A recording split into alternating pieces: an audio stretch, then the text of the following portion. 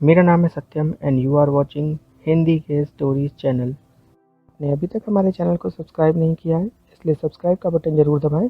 साथ ही notification bell को on कर लें ताकि फ्यूचर में आने वाले वीडियोस के अपडेट आपको मिलते रहें। अग्रिम शरद को किस करने वाला ही था कि शरद ने अग्रिम को रोक दिया। दोनों दूर हुए। अग्रिम ने कहा, आई एम सॉरी यार, मेरा दिमाग खराब है, मैं न जाने क्या क्या सोच रहा था, प्लीज़ वेरी सॉरी। और हड़बड़ी में अग्रिम कमरे से चला गया। शरद सोच में था कि क्या करे क्या ना करे, या उसने कुछ गलत तो नहीं कर दिया।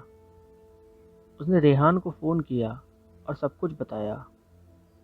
रेहान बोला, तुमने कुछ गलत नहीं किया, बिल्कुल सही किया, और तुम अपने डिसीज़न पे पछताओ नहीं, ये एकदम सही डिसीज़न है तुम्हारा। 2 घंटे बीत चुके थे। अग्रिम का अभी तक कोई अता पता नहीं था। शरद अग्रिम के इंतज़ार में कमरे में चक्कर काट रहा था। फिर अग्रिम आया। फिर थोड़ी देर बाद रेहान भी आ गया और रेहान ने सबको पूल पर जाने के लिए कहा। तो अग्रिम तो चला गया, लेकिन शरद थोड़ा सा नानुकुर कर रहा था। लेकिन रेहान के कहने पे शरद को भी चलना ही पड़ा। वहां उसने अग्रिम को देखा। अग्रिम शरद से नजरें चुरा रहा था और शरद पानी में कूदा। रेहान ने अग्रिम का हाथ पकड़ा और उसको भी पानी में खींच लिया। अग्रिम ने रेहान को आंखें बड़ी बड़ी करके दिखाई, पर रेहान को कहाँ अग्रिम का कोई डर था। रेहान शरद और अग्रिम को एक साथ ले आया पूल में। दोनों एक दूसरे के आमने सामने खड़े थे। अग्रिम अभी भी नजरें चुरा रहा था। रेहान ने कहा, चलो वाटर स्लाइड में चलते हैं, और वो जबरदस्ती अग्रिम और शरद को भी ले गया। एक बार में 2 लोग जा रहे थे, एक मैट पे बैठ के। रेहान ने सोचा, इससे ज़्यादा रोमांटिक क्या हो सकता है, और वैसे भी जब इन दोनों के बीच की दूरियों को ख़त्म करना है, अगर ये साथ में आ सकते हैं और करीब लाने का कोई अच्छा मौका है, तो इससे बेहतर फिर क्या होगा। सबसे पहले रेहान अपने प्रियांश के साथ मैट पे बैठा और दोनों स्लाइड करते हुए पूल में पहुंच गए। शरद ने कहा, आओ अग्रिम। अग्रिम अभी भी सोच में था, वो आ नहीं रहा था। वहाँ खड़े लड़के ने कहा, सर जल्दी करिए, और भी लोग हैं लाइन में, आपको जाना है या नहीं डिसाइड कर लीजिए। अग्रिम आके शरद की बाहों में बैठ गया। दोनों ने मैट को पकड़ा और इंस्ट्रक्टर ने कहा, सर को पीछे झुका लीजिए। अग्रिम का सर शरद के सीने पे था और दोनों स्लाइड करते हुए पूल में गए। कितना रोमांटिक हो रहा था सब कुछ। शरद और अग्रिम एक दूसरे की तरफ देख रहे थे। उनकी जुबान खामोश थी, पर ऐसा लग रहा था आंखें सब कुछ कह रही हैं। शरद ने पानी की छींटे अग्रिम के ऊपर डालने शुरू कर दिए। दोनों मस्ती करने में लग गए।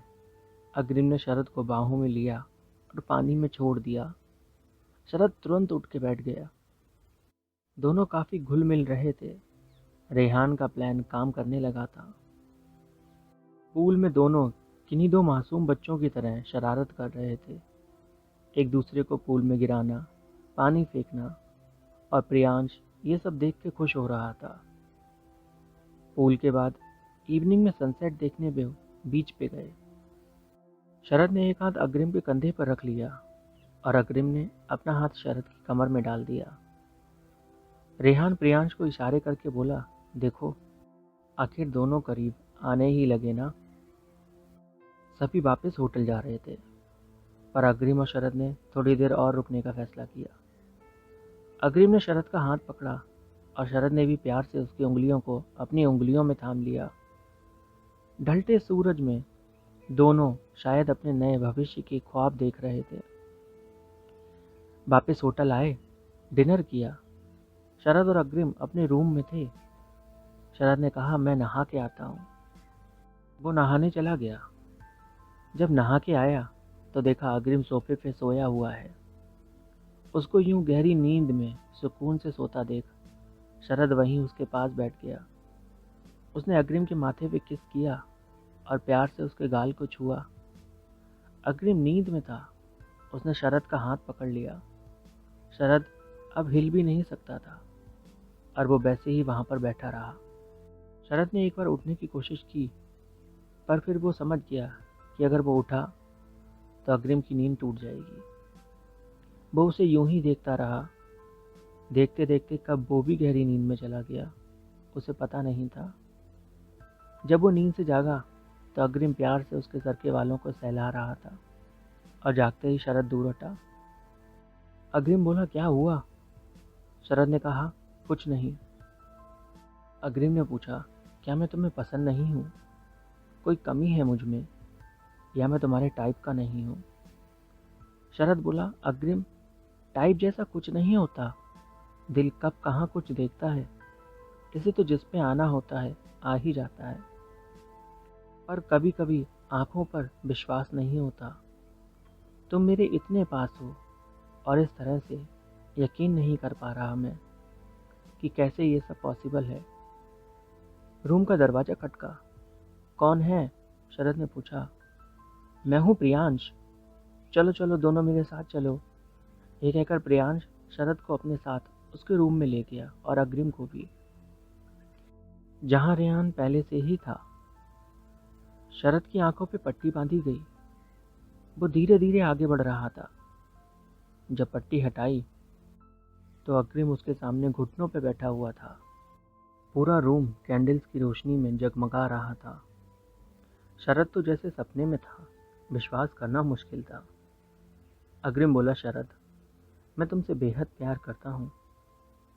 जब से मैंने तुम्हें पहली बार देखा है तब से। मैंने ही प्रियांश को तुम्हारे करीब आने को कहा था, ताकि जान सकूं तुम गे हो या नहीं। मैंने ही उससे तुम्हारे सामने ओपन होने के लिए कहा था, तभी उसने तुम्हें बताया कि वो गे है। और जिस दिन तुमने बताया तुम मुझे पसंद करते हो, उस दिन तो मैं 7वें आसमान पे था।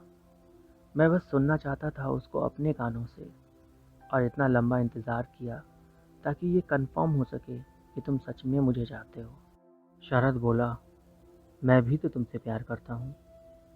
जब पहली दफ़ा तुमसे मिला था तब से हर रोज़, हर पल, हर घड़ी सिर्फ तुम्हारा ख्याल ही मेरे दिलो दिमाग पे छाया रहता है। हर दिन तुम्हारा पीछा किया, हर रोज़ तुम्हारे बारे में जाना, और जो फूड पार्सल तुम्हें कैंटीन में आता था वो भी मैं ही भेजता था। मैं भी बेहद चाहता हूँ तुम्हें। के खड़ा हुआ, उसने शरद को गले लगा लिया कसकर। शरद ने अग्रिम के माथे को चूमा और उसकी आंखों में देखता रहा। प्रियांश ने रोमांटिक म्यूजिक लगा दिया। रेहान ने कमरे की लाइट बंद कर दी। मोमबत्तियों से आती रोशनी अब तो बहुत ज़्यादा खूबसूरत लग रही थी, और प्यार में डूबे दो दिल एक साथ। शरद और अग्रिम दोनों धीरे धीरे डांस कर रहे थे। रेहान ने शरद की तरफ देखा। शरद ने पलकें झुका के रेहान का शुक्रिया अदा किया। रेहान ने भी दिल से बिना कुछ कहे थैंक यू बोला। प्रियांश और रेहान बाहों में बाहें डाले कमरे के बाहर चले गए, जहां वो होटल के बाहर वाले बीच के पास चांद की रोशनी में आती चांदनी से चमकते समुंदर के करीब जाके बैठ गए। प्रियांश ने अपना सर रेहान की गोद में रखा, और रेहान की आंख से एक आंसू टपक कर प्रियांश की आंख में गिरा। आज इन दोनों ने दो प्यार करने वालों को मिलाया था, और इससे बेहतर खुशी भला दुनिया में कहाँ कोई और होगी, जब आप दो प्यार करने वालों को एक कर दें। कहानी अच्छी लगी हो तो लाइक करें, कमेंट करें, शेयर करें, और चैनल को सब्सक्राइब करना बिल्कुल ही ना भूलें।